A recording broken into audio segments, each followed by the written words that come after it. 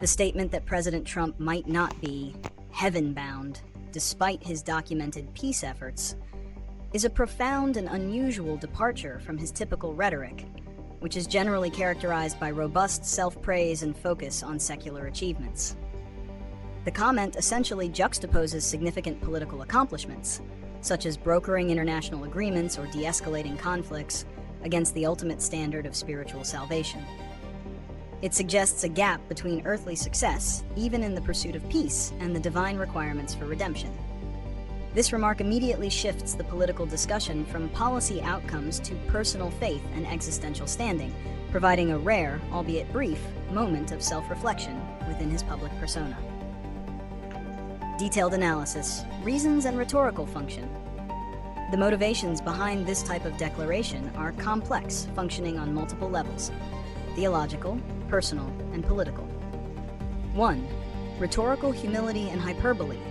On one hand, the statement can be interpreted as an attempt at strategic humility.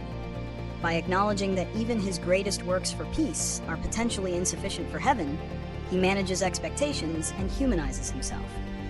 This subtly appeals to a religious base that values humility and the understanding that only grace, not works, guarantees salvation. On the other hand, the statement simultaneously elevates his political work, framing peace efforts as deeds so substantial that they should logically merit divine reward, thereby implicitly magnifying their importance in the public eye. It is classic Trumpian hyperbole, where self-effacement becomes another form of self-aggrandizement. Number 2. Appealing to the faith base. For his evangelical and religious conservative supporters, the remark engages directly with core theological concepts. By mentioning heaven, he demonstrates familiarity with the language of faith, even while expressing doubt. This ambiguity allows supporters to project their own spiritual interpretations onto the statement, seeing either a commendable honesty about human sinfulness or an irreverent, yet relatable dismissal of self-righteousness. Number 3. Deflection and provocation. The comment is highly effective at distracting from other issues and dominating the news cycle. It replaces scrutiny of political strategy or legal challenges with a philosophical and religious debate.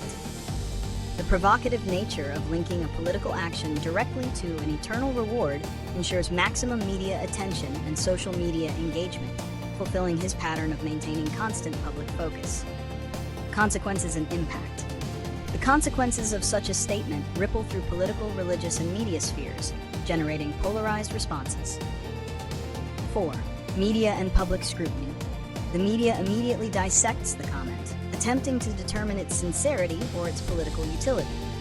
This forces commentators to discuss theology and eschatology, subjects typically outside the political commentary realm, further blurring the lines between private faith and public service. 5. Religious response. The reaction from religious leaders is split.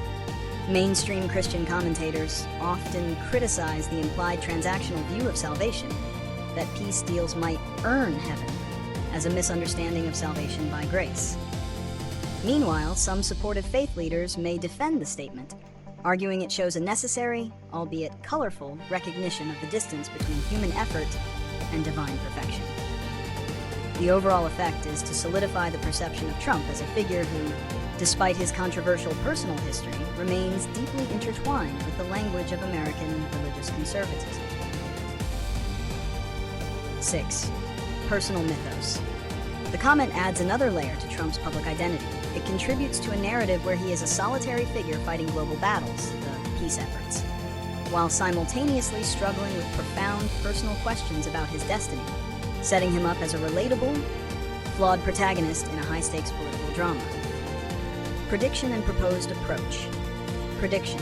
It is highly likely that this theme, the gap between his monumental political work and his personal spiritual status, will be reiterated in future political speeches, rallies, and writings.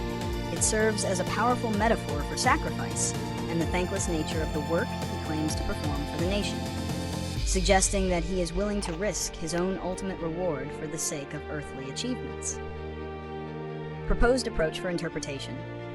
To accurately understand the function of this statement, it should be approached not as a genuine theological confession, but as a calculated piece of political theater. Analysts should focus on 3 key aspects. 7. the political framing.